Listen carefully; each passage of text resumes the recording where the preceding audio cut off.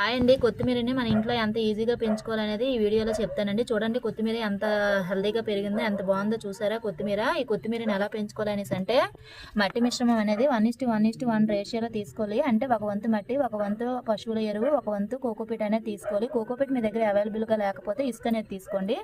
ఇవి ధనియాలండి, మన ఇంట్లో తయారు చేసుకున్న ధనియాలండి. మన ఇంట్లో ఉంటాయి కదా ధనియాలు, వాడుకుంటూ ఉంటాం కదా ఆ ధనియాలండి. ఒక్కొక్క ధనియాని 2 బద్దలుగా చేసుకోవాలి. ఇప్పుడు ఈ ధనియాలని ఇలా వేసుకోవాలి. దగ్గరగా వేసుకుంటే చాలా బాగా వస్తుంది. దీన్ని ఇసుకతో కానీ లేదా కోకోపీట్తో కానీ కవర్ చేసుకోవాలండి.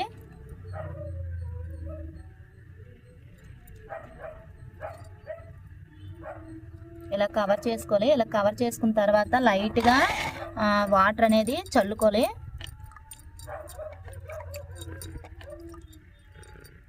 ఒకవేళ మీకు ధనియాలు గట్ట బయటికి కనిపిస్తే కోకోపీట్తో కవర్ చేసుకోండి. కోకోపీట్ ఎందుకు వాడతామంటే తొందరగా జర్మినేషన్ అవ్వడానికి కోకోపీట్ అనేది యూజ్ చేస్తారు. 10 డేస్ తర్వాత ఇలా వస్తాయండి. చూసారా ఎంత బాగా వచ్చాయో.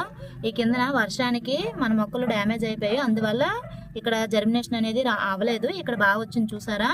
దీనికి ముందు వేసుకున్న కొత్తిమీర అండి, ఇది 28 డేస్ అవుతుంది. చూడండి ఎంత బాగా వచ్చిందో.